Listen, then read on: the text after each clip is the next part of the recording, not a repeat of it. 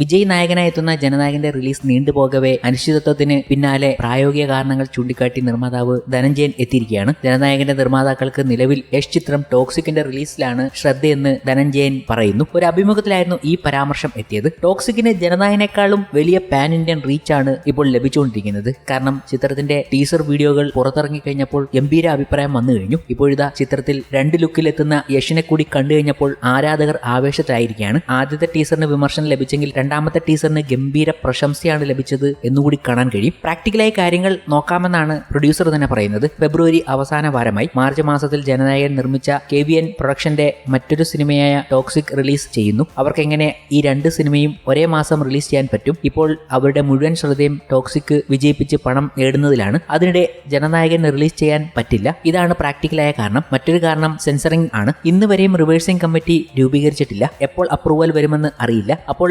അനിശ്ചിതത്വത്തിലായി. ഫെബ്രുവരി മാസം തീർന്നു. മാർച്ച് മാസം എക്സാം സീസണുമാണ്. വിജയ് സാറുടെ സിനിമ കാണാൻ കുടുംബ പ്രേക്ഷകർ വരണം. ഏപ്രിലിൽ പൊളിറ്റിക്കൽ ക്യാമ്പയിൻ നടക്കും. ഇലക്ഷൻ കമ്മീഷൻ ഒരു രാഷ്ട്രീയ നേതാവിന്റെ സിനിമ ആ സമയത്ത് റിലീസ് ചെയ്യാൻ അനുവദിക്കില്ല. ഇലക്ഷന് ശേഷമാണ് പിന്നീടുള്ള സമയം. ഇലക്ഷന് ശേഷമുള്ള റിസൾട്ട് എങ്ങനെയാണോ അത് നോക്കിയ ജനനായകൻ റിലീസ് ചെയ്യാനാകും.